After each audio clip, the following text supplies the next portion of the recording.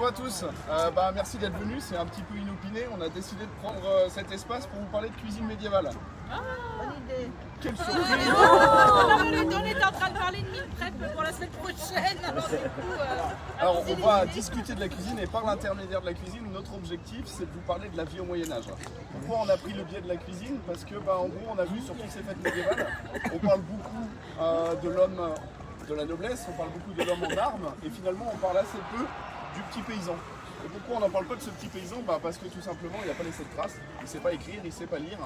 Le paysan c'est 90% de la population, 90, il y a des gens qui viennent de l'autre côté de la frontière, on s'adapte.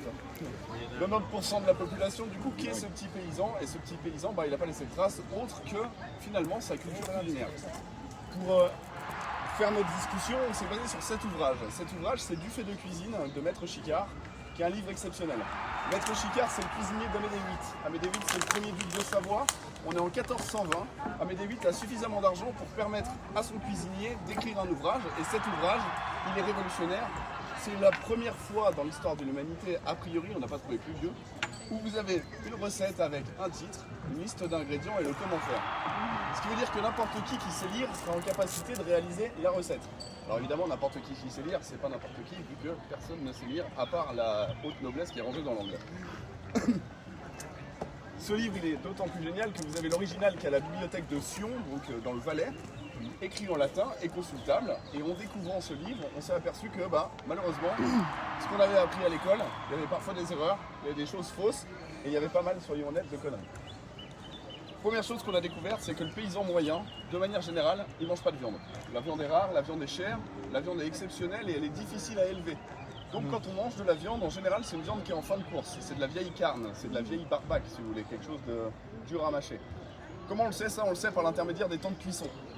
Parce que on va avoir des temps de cuisson qui sont extrêmement longs, et si vous faites la même chose aujourd'hui avec la viande actuelle, ça fait de la bouillasse, ça fait une espèce de bouille.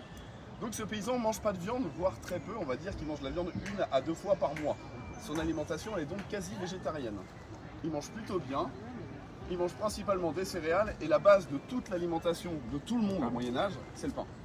Le pain, c'est ce qu'on appelle le céréal au sens noble du terme. Le pain, c'est ce qui va vraiment nourrir tout son monde. Ce paysan, qu'est-ce qu'il mange aussi? Évidemment, il mange les légumes qu'il est en capacité de faire pousser, et puis il va manger les graines qu'il va être en capacité d'aller glaner. Moi, j'aurai un petit extrait. Dans toutes les familles, il y avait dans l'âtre un chaudron d'avoine qui cuisait lentement pendant des jours et des jours. On y jetait au fur et à mesure des os, des pépins de pommes, des cosses de pois et autres épluchures. Assaisonné d'herbes et salé, cela donnait une soupe qui n'avait jamais 2 fois le même goût. C'était le plat le moins cher. Alors là, le concept est simple, c'est que rien ne se perd, tout se consomme. Il est tellement compliqué de faire à manger, de fabriquer la nourriture, qu'on va manger les aliments de A à Z. Là, vous avez une espèce de soupe avec quelque chose qui mijote dans le coin du feu. Pas forcément très apprécié pour nous, ça nous semble un peu même écœurant probablement. Mais c'est quelque chose qui va cuire et recuire et qui finalement va donner du goût. Et finalement, on va trouver ça bon. On fait 2 gros repas, un gros repas le matin avant d'aller au champ et un gros repas en rentrant le soir. On va aller piocher aussi un peu tout ce qu'on peut, à droite, à gauche, pour aller mettre dans cette soupe. Le paysan moyen, même s'il n'est pas cultivé, même s'il n'est pas allé à l'école, il sait déjà ce qu'on peut aller chercher en orée du bois pour manger les petites herbes, ramasser de l'ail des ours, des choses comme ça, parce qu'il aime bien épicer sa soupe et il n'a pas accès aux épices, on y reviendra après. Mais il aime bien épicer, il aime bien quand c'est relevé, il aime bien quand ça pète, il aime bien quand ça a du goût. Donc il connaît toutes ces petites herbes et il va les mettre dans sa casserole. Le paysan de manière générale, même s'il est quasi végétarien et on le verra juste après, même s'il a une alimentation qui n'est pas très variée au final, vu qu'il mange les légumes qu'il produit, finalement il vit plutôt bien, il mange plutôt bien, il a une vie assez sympa. Assez sympa, mais assez courte. Espérance de vie au Moyen-Âge, selon vous, elle serait de combien? 35. Environ 35 ans. Ça, c'est pour les paysans. Pourquoi? Parce que finalement, on meurt assez facilement au Moyen-Âge. Parce qu'une dent s'infecte, vous coupez, ça s'infecte. Vous risquez de mourir. Vous attrapez une maladie, des fois, on n'a même pas le temps de savoir ce que c'est. Vous risquez de mourir. Les femmes meurent beaucoup en couche. Il faut savoir qu'une femme au Moyen-Âge, vers l'âge de 12-14 ans, elle va se marier et à partir de là, elle sera vraisemblablement enceinte en permanence jusqu'à la fin de sa vie. Pourquoi? Parce que la mortalité infantile est extrêmement élevée. On a une mortalité infantile d'environ 8 sur 10. Donc il va falloir faire 4, 5, peut-être 6 enfants pour en avoir un qui atteint l'âge adulte. Donc la mort, elle est au plus présente, la vie est courte. Mais la mort, c'est pas grave. Pourquoi? Parce qu'il y a un ciment essentiel qui organise la vie au Moyen-Âge, qui est la religion. Au Moyen-Âge, on ne se pose pas la question de savoir si on croit en Dieu ou pas. On est croyant au Moyen-Âge du verbe net. On dit qu'on vit par Dieu, pour Dieu, vers Dieu. par Dieu, parce que c'est Dieu qui vous a donné la vie, pour Dieu, parce que tout au long de votre vie, vous allez essayer de plaire à Dieu, et enfin vers Dieu, parce qu'une fois que vous mourrez, c'est pas grave, vous allez au paradis, vous allez rejoindre Dieu. Donc finalement, mourir, c'est pas si grave que ça. Ça arrive souvent, vos proches meurent souvent, vous avez perdu plein d'enfants. La mort, c'est pas quelque chose de dramatique, c'est juste quelque chose de normal. Et je fais un aparté sur la mortalité infantile, c'est assez intéressant. Ouais, ça, on verra. C'est que les enfants mourant très facilement et surtout en très bas âge, généralement, on ne les baptise pas avant l'âge de 1 an, 2 ans, voire plus. Pas baptiser un enfant, ça veut dire qu'on ne le présente pas à Dieu. Si on ne le présente pas à Dieu, et tant qu'il est jeune, il est considéré comme pur. Donc de toute façon, s'il meurt, il ira au paradis. Ça veut dire autre chose, ça veut aussi dire qu'il n'a pas de prénom, puisque c'est au moment du baptême qu'on lui donne un prénom. Il s'appelle l'enfant. Il s'appelle l'enfant jusqu'à ce qu'on le baptise et qu'on le présente à Dieu. Il faut voir que la société au Moyen-Âge n'a pas le même lien d'attachement qu'on peut avoir nous aujourd'hui quand on a des nouveau-nés. Ma foi, il y a tellement de chances qu'ils ne survivent pas que il n'y a pas cet attachement. Il n'y a pas de lien affectif qui se fait, il n'a pas de prénom et on s'en occupe pas franchement, enfin on essaye de le faire survivre. S'il franchit la barre des 1 an, 2 ans, à ce moment-là on va le présenter à Dieu, lui donner un prénom, ça va devenir votre enfant, c'est-à-dire qu'il fait partie de votre famille et là le lien devient plus fort. Mais pour ça il faut qu'il survive. Et il y a un personnage qui est essentiel dans cette vie au Moyen-Âge, justement dans ce ciment religieux, c'est le moine. Le moine ou l'homme d'église, mais principalement le moine. Le moine, pour les paysans, c'est finalement le seul sachant que vous allez croiser dans votre vie. C'est la seule personne que vous allez croiser qui va probablement savoir lire ou écrire. Et c'est surtout la personne qui va être capable de répondre à toutes vos questions. Parce qu'il a toujours une réponse. Elle est soit divine, soit par la connaissance. Donc là on parle du dogme, c'est-à-dire que le moine a réponse à tout le temps. Et on ne se pose pas la question de savoir s'il a raison ou tort. Il a forcément raison, vu qu'il parle au nom de Dieu. Il faut savoir que ce moine, en plus de parler au nom de Dieu, il a une espérance de vie bien plus importante que la vôtre. Les moines, ils ont une espérance de vie de 50, 60, il y en a même qui ont vécu jusqu'à 70 ans. Donc quand il vous dit quelque chose, non seulement c'est parole divine, mais en plus cette personne-là, il a connu votre père, il a connu peut-être votre grand-père, votre arrière-grand-père. Donc sa parole a du poids. Il n'y a pas que sa parole qui a du poids d'ailleurs. Oui, il n'y a pas que sa parole. Le moine est gros. Et le moine, il dit une chose simple à tout le monde. Si vous voulez accéder au paradis, il y a un truc relativement simple à faire, il faut prier Dieu une fois par jour. Sauf que le paysan a deux problèmes. Le premier, c'est que les prières sont écrites dans des livres et que le paysan n'a pas accès aux livres et ne sait pas lire. Deuxième problème, les prières sont en latin. Il faut savoir que Dieu ne parle pas la même langue que ses ouailles. Ce qui est assez génial comme concept, vu que vous êtes, si vous voulez vous adresser à Dieu, obligé de passer par un intermédiaire. Cet intermédiaire qui va du coup transporter votre parole à Dieu, c'est le moine. Et c'est ce rôle-là qui va prendre de l'ampleur, qui va permettre à l'Église entre autres de s'enrichir. Donc le moine, qui est cet intermédiaire, il va dire aux paysans, écoute, si tu ne peux pas prier, je peux le faire pour toi. Mais il va aussi le dire à la noblesse. C'est ce qu'on appelle la délégation du droit de prière. Priez pour nous, pauvres pécheurs, c'est ça. Donc le moine dit, je m'en occupe, tu es au paradis. Par contre, je ne le fais pas gratuitement. Et ça, c'est un des biais qui va permettre à l'Église de s'enrichir au Moyen-Âge. La noblesse va payer même abondamment l'Église pour pouvoir accéder au paradis, pour qu'on prie pour elle. Et les paysans, ils vont payer aussi. Mais les paysans, ils n'ont pas d'argent sonnant et trébuchant. Donc ils vont payer avec quoi? Ils vont payer avec ce qu'ils ont. Donc de la nourriture.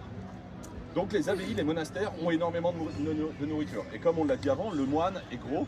Une de ses raisons, c'est que le moine, lui, il mange bien. Et c'est même un de ceux qui mange le mieux. Au passage, le moine, c'est la seule personne grosse que vous pouvez voir au Moyen-Âge. Et ça, on le sait par l'intermédiaire des gravures. Donc quand on observe des gravures, les seules personnes qui sont dessinées rondes, c'est les moines.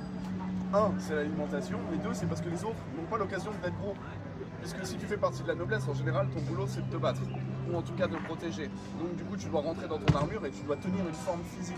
Si au contraire, tu fais partie des paysans, tu bosses au champ, c'est assez difficile physiquement comme ça. Et on va pas dire que t'as pas assez à manger, mais t'as pas assez à manger pour devenir gros. Parmi ces choses que les monastères reçoivent en grande quantité, ces matières premières, il y en a deux qui sont intéressantes dont vous parlez. La première, c'est le lait. On reçoit beaucoup de lait. Le problème au Moyen-Âge, c'est que la conservation du lait, elle est très compliquée.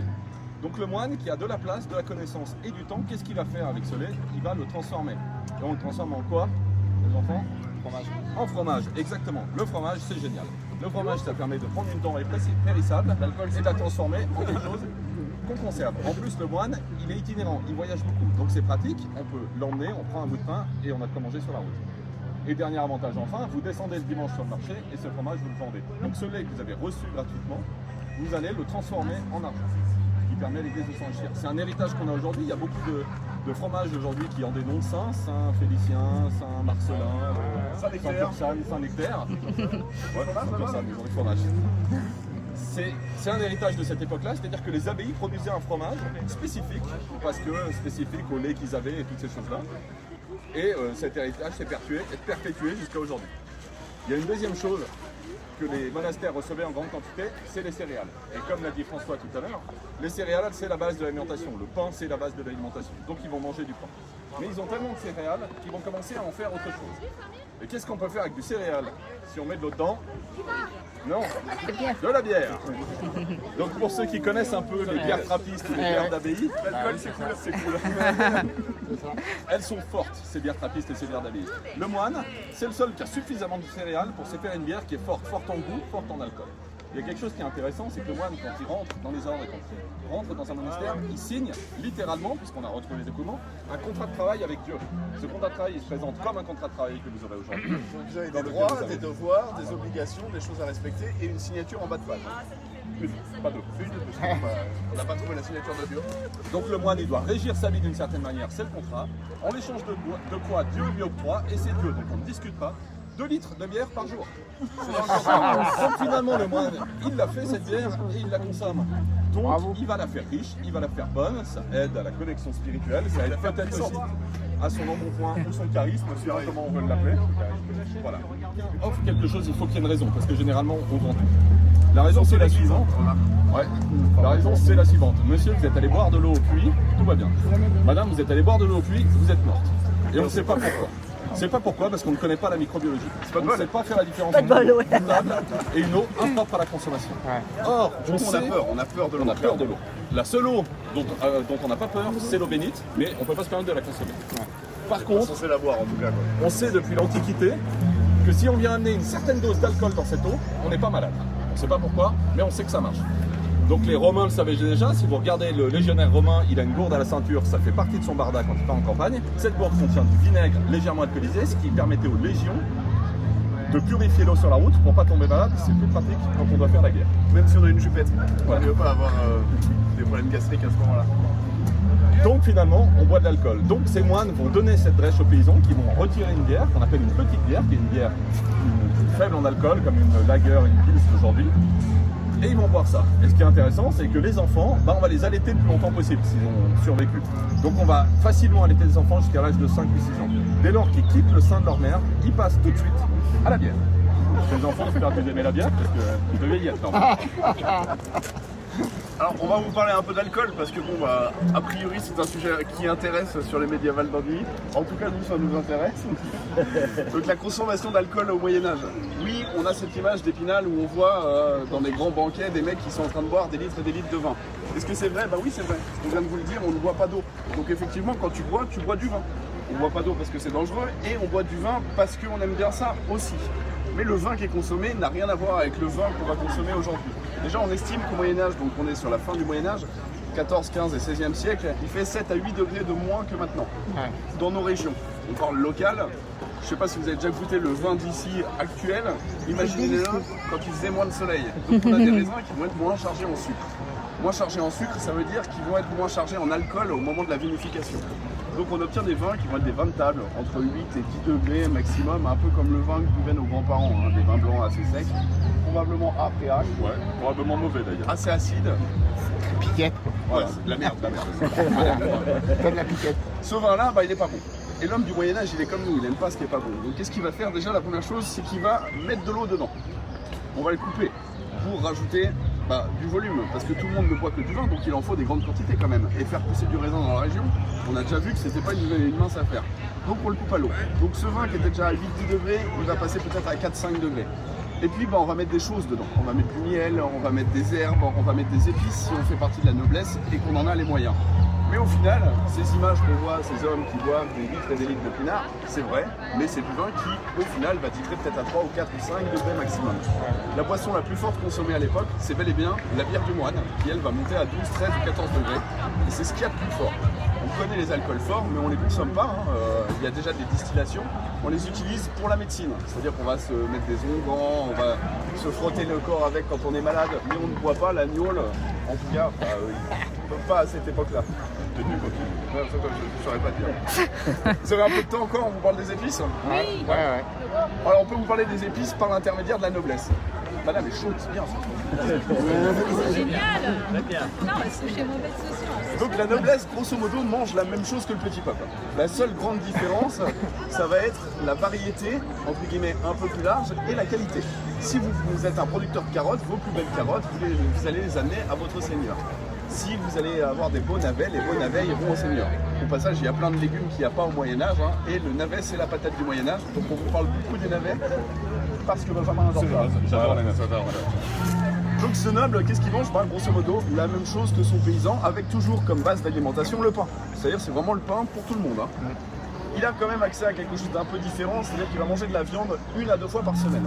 Pourquoi? Parce que dès que vous êtes un paysan et que vous tuez une bête, vous devez donner une partie de cette bête à votre noblesse. Donc il a plusieurs paysans, notre ami le noble, donc forcément il va manger un peu plus souvent de la viande et puis il mangera les meilleures parties. Le reste retournera au paysan. Mais Surtout, si vous connaissez un peu en boucherie, les meilleures parties, qu'on appelle les pièces nobles en boucherie, ça vient de là, c'est-à-dire que c'est les pièces que le noble se réserve, prenait aux paysans, ou bien que le noble mangeait lors des banquets. Ce noble, il a quand même accès à un truc extraordinaire, et ça on le retrouve vraiment dans le livre de Maître Chicard, c'est les épices. Les épices, c'est symptomatique de la fin du Moyen-Âge. On a 4 épices qui sont vraiment magnifiques et qui sont mises en cuisine par Maître Chicard dans cet ouvrage. On reparlera des quantités après, mais déjà Benjamin va nous faire une jolie présentation type téléachat. Première épice. Vous avez un Donc quiz là, on parle de la très très haute noblesse. La première épice très importante, c'est celle-ci. Le gingembre. Le gingembre. Est-ce que vous savez où on trouve le gingembre au Moyen-Âge? Ah, ça fait moins les malins. Hein.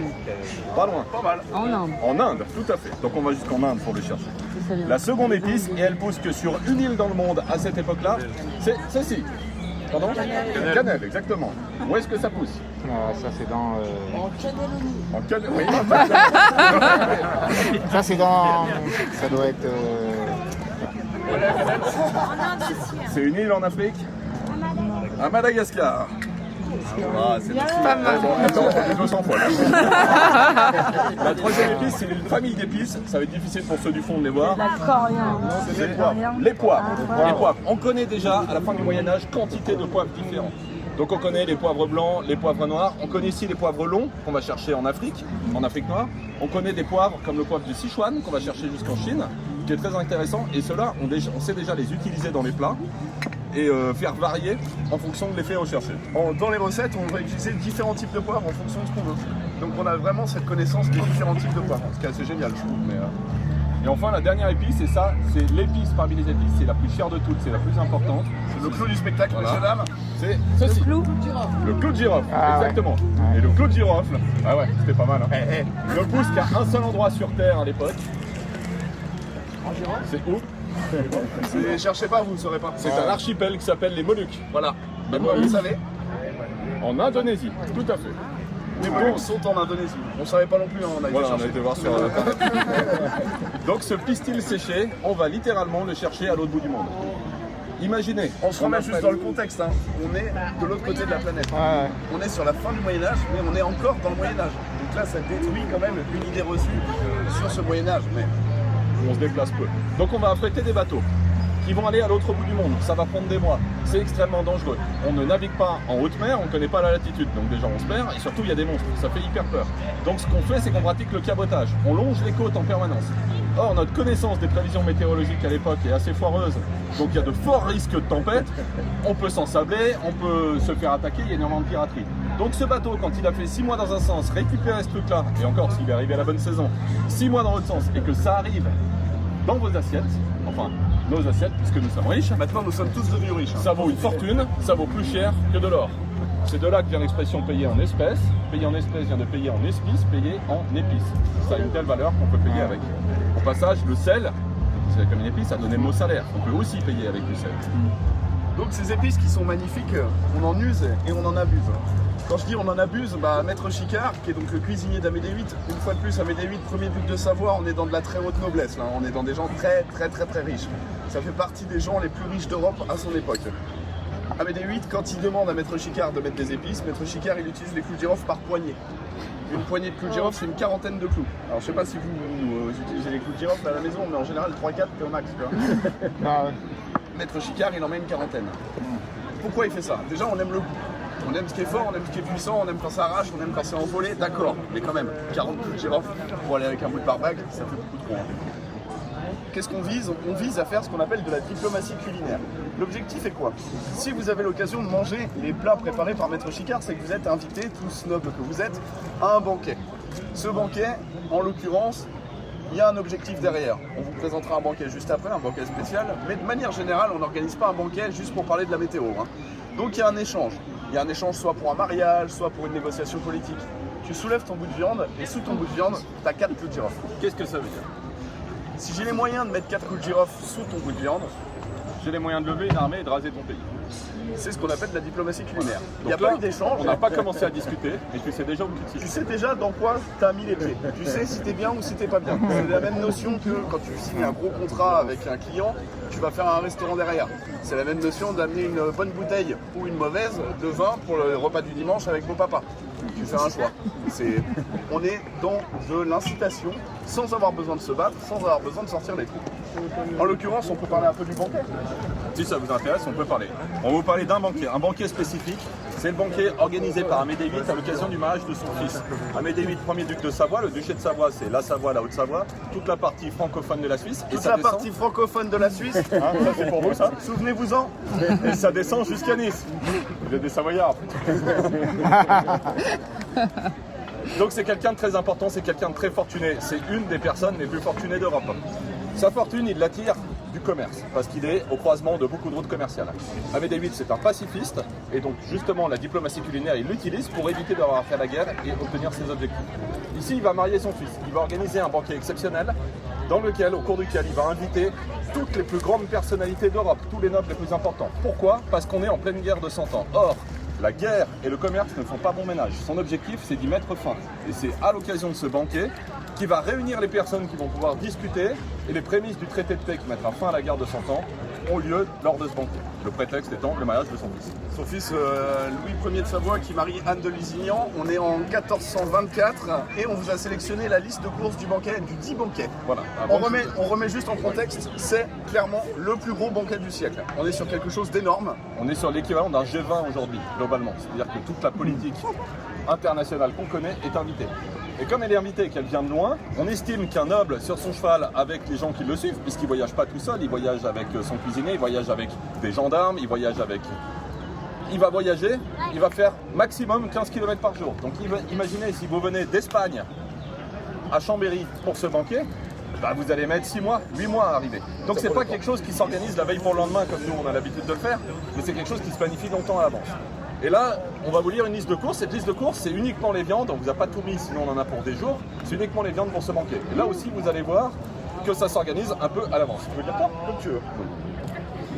100 bœufs de haute graisse. Donc je t'arrête tout de suite. Est-ce que vous savez ce que c'est qu'un bœuf de haute graisse? Un bœuf de haute graisse, c'est un bœuf qu'on a engraissé. Donc c'est environ 800 kg de viande sur la table. Là, on en a pris 100. On est au début de la première ligne. On a déjà 80 tonnes de viande. C'est que le bœuf. 130 moutons également de haute graisse, 120 porcs, et pour chaque jour durant la fête, 100 petits porcelets, tant pour rôtir que pour d'autres préparations, et 60 gros porcs de haute graisse, salés, pour larder et préparer les mets en potage. Donc là, par exemple, le porc au Moyen-Âge, il n'est pas consommé comme on le consomme aujourd'hui. Il est surtout utilisé pour assaisonner. C'est-à-dire qu'on va prendre une tranche de lard et on va le mettre dans une soupe, on va le mettre dans quelque chose pour agrémenter ça. Mais on ne mange pas tellement des côtelettes comme on aurait tendance à le faire aujourd'hui. Et il faut avoir pour chaque jour de cette fête 200 cabris et agneaux, 100 veaux, 2000 pièces de volaille, 6000 œufs.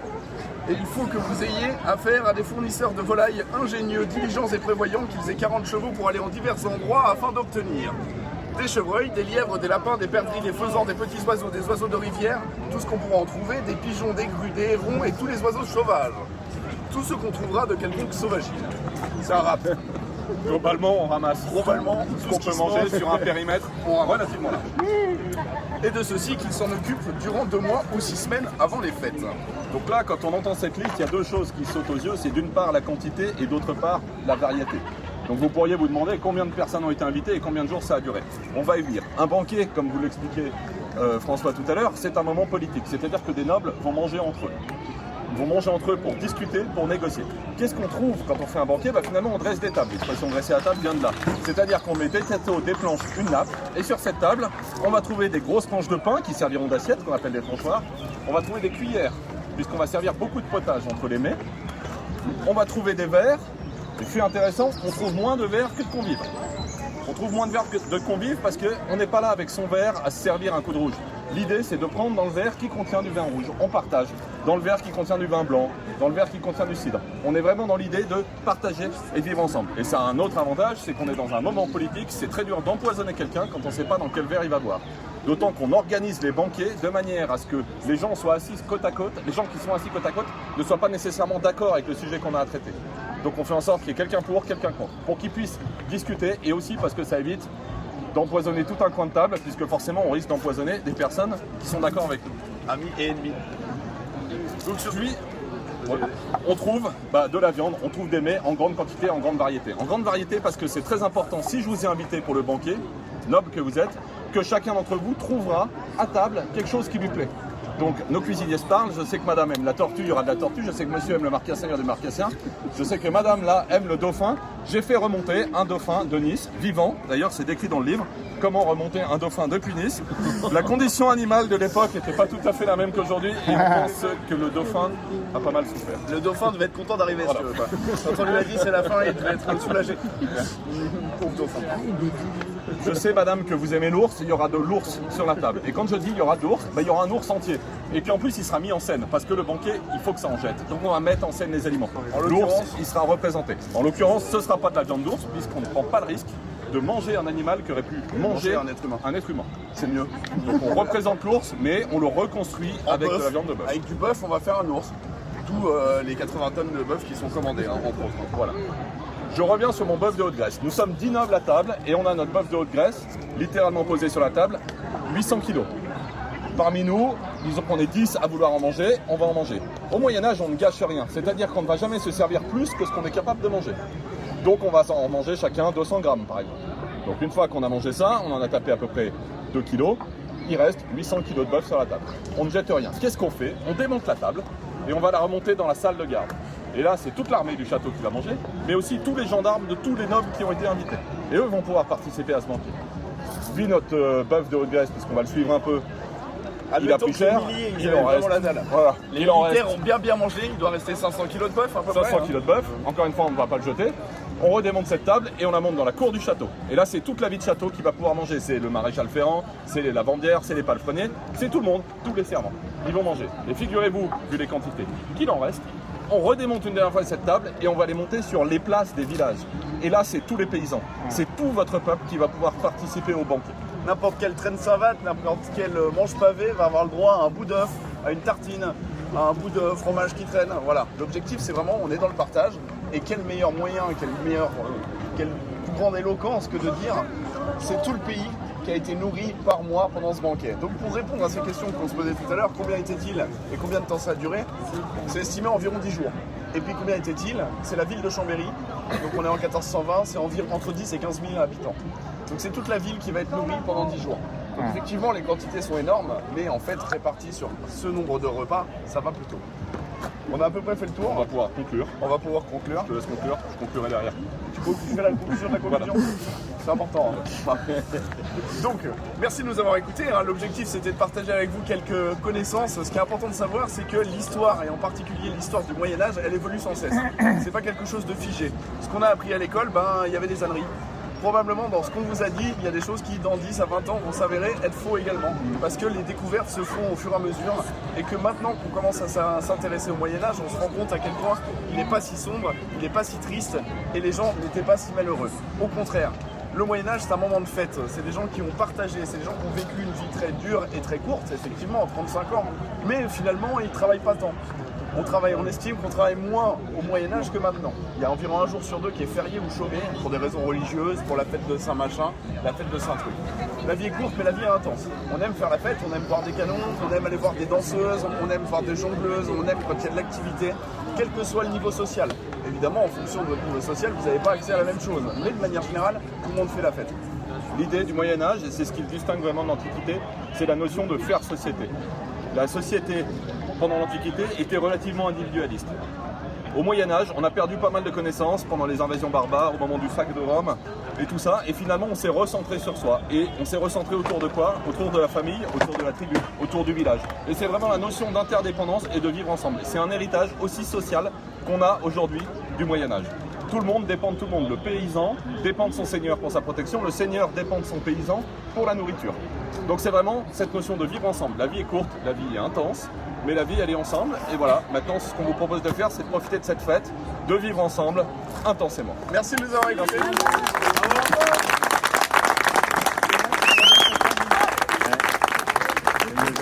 Si vous avez des questions, on y répond avec plaisir. On a une petite cabane là-bas dans la forêt qui s'appelle le Battoir, le stand numéro 21. On a encore plein d'anecdotes à vous raconter. On est à votre disposition dans les prochaines minutes. Ouais, on y sera. va aller boire un petit coup avant Ouais, quand même.